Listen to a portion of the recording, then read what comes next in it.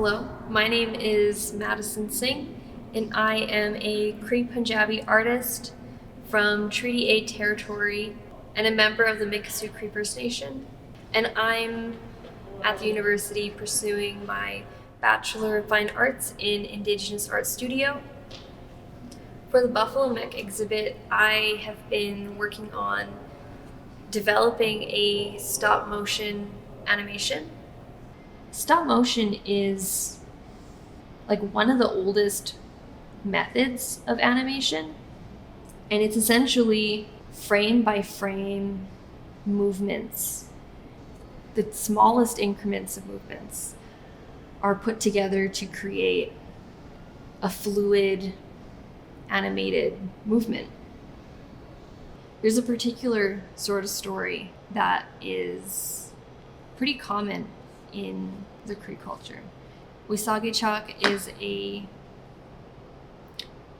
trickster spirit sort of being that gets himself into some predicaments. They're more than just stories, I'd say. They're more than just like fairy tale stories. They kind of provide insight into Cree worldview. And this story is of how Wisagachak went to the moon. He's sort of a shape-shifting being, able to take on any sort of form that he sees fit. So for my animation, I thought about what might Wisagachak look like. And I really just thought he'd be a furry ball of energy in the nature of stop motion. All these little bits will look really interesting, with each frame moving, it might look like wind blowing through his hair. And here are his little limbs, which have yet to be equipped with wire for moving, like I've done with the crane's legs. I think in some ways Trickster can be thought of as a technology. Technology can be thought of as a sort of tool that helps improve your life in some way, or helps you improve in accomplishing a task. We're thinking about Trickster as a technology in that Trickster stories are a tool to share an Indigenous worldview and Indigenous ways of problem solving. A key figure in this story is the whooping crane. And to me, that was really cool because where my family comes from is in northern Alberta, Treaty 8 territory. The region that I'm from, our traditional territories, is where the whooping crane is found.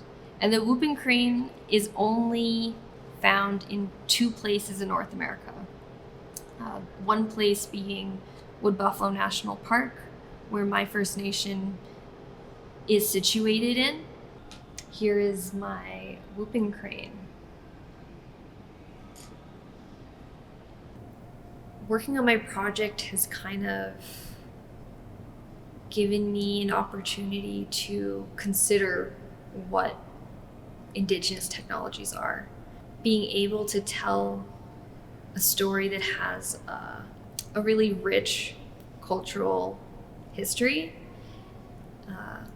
but like bringing in new and more contemporary mediums like filmmaking and stop motion animation. The blend of the two create a very sort of like a new, like emerging Indigenous technology, a new technique of storytelling. I think some advice for any young Indigenous artist interested in pursuing filmmaking or video production, animation, is to just start somewhere, just anywhere.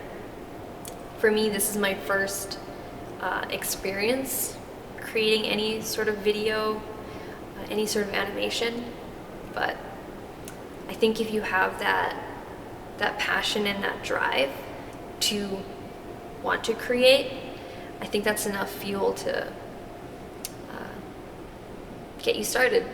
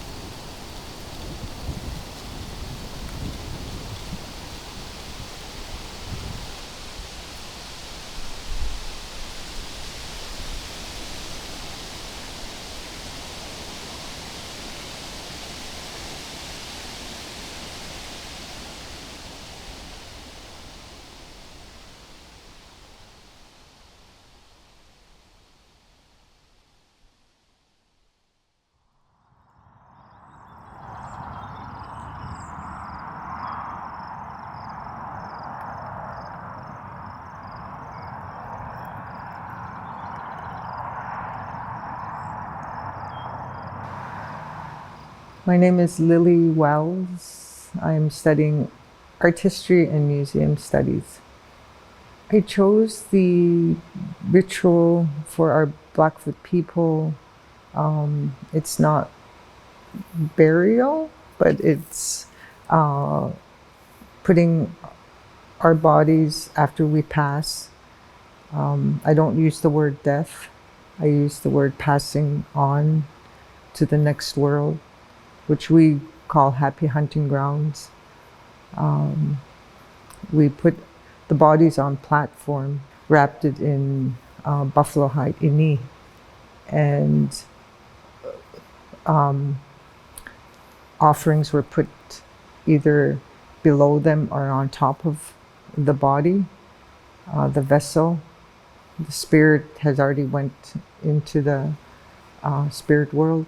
We didn't start burying our people until colonization started due to the diseases of smallpox, tuberculosis, and many other diseases that came along. So with the scaffolding, it was either out in the prairie, in the land. It was put on the scaffold and the body was put on top. And also they were put in trees, on trees, so that the cycle of life will start, with the body decomposing and being fed to the other beings, the plant beings, the water beings. It was just the cycle of life. There was no fear. There was, it was going to be, our vessels were going to be put back, and we come back as something else. That's what I believe in the spirit world. Yeah. So that was the big part of it, is the belief that our spirits, once the vessel is done, our vessels, I call them vessels because that's just what we are. We're, the solid being, but inside, what makes us who we are is our spirit.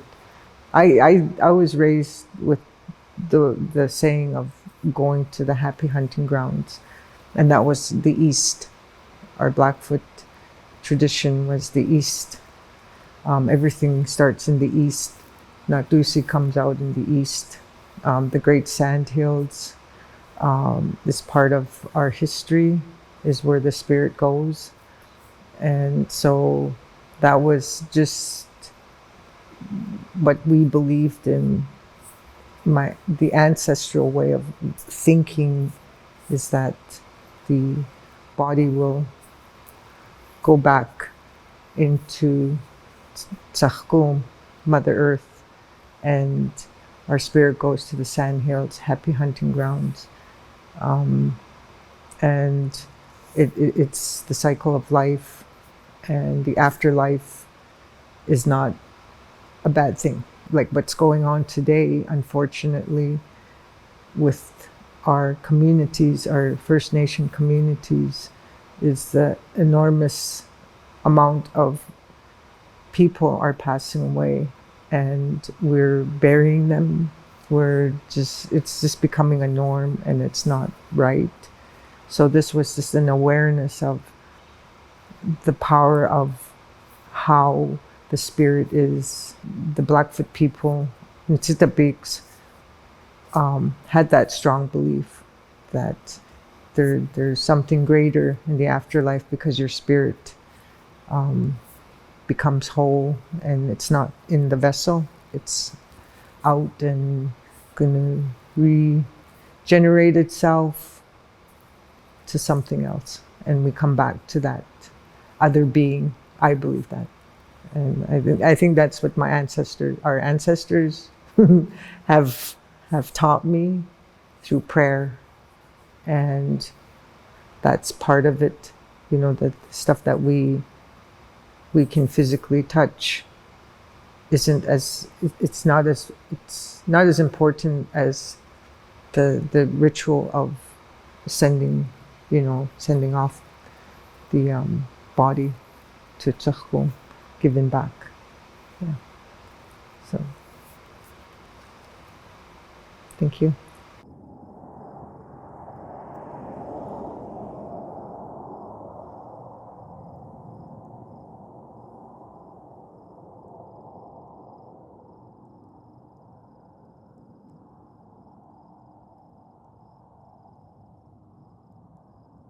What makes me happy is my family. What makes me happy is the rain. Furry animals, babies, children's laughter, moonlight. These are some of the things that make me happy. What makes me happy is coming to visit my sister and her son Walker and my racehorses at Lethbridge. So what makes me happy about currently life right now is fitness. I'm really into health and working out and stuff. That's my big motivator to relieve stress. The second biggest thing probably would be working at my job as a youth support worker in Nikua. So I'm really here for our Indigenous clients, my culture, the way we are able to express our values and the way we live and have to our necessity values in life and stuff. So compassion and kindness and respect for everyone. It really puts me in a lot of a vulnerable state to be here for the youth, but all the past experiences that I've been through really helps me to work with the clients and help them to be better people. And as long as I can see a smile on their face, that's what makes me happy. What makes you happy, Tayson? Music. What kind of music? Like Lil Peep and yeah. What about that music makes you happy? It makes me feel, I don't know, the music is like really relatable and stuff, yeah. What makes me happy? It's walking. What makes me happy is when it's not raining, nice and sunshine, and everything's going right for me. That's what I like. All right? What makes me happy is seeing people overcome barriers, and when they work really hard for that and they get to the end where they feel like they succeeded, and when you hear their story, it just feels, like a little part of a world changing for either that person, maybe their family, maybe their generations after them. When I hear about success stories, yeah, that makes me really happy.